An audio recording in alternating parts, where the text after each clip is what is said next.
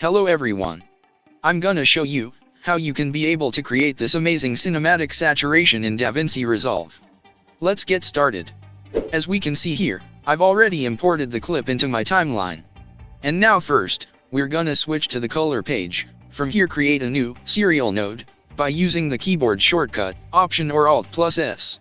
Now press right click on this new serial node and then change the color space to HSV. And now again press right click on this new serial node, and then under channels, deactivate the channel 1 and channel 3, and now all we've to do is under this primaries color wheels panel, just adjust the gain parameter. It will automatically adjust the saturation of our clip, and it will give you an amazing cinematic saturation to your clips.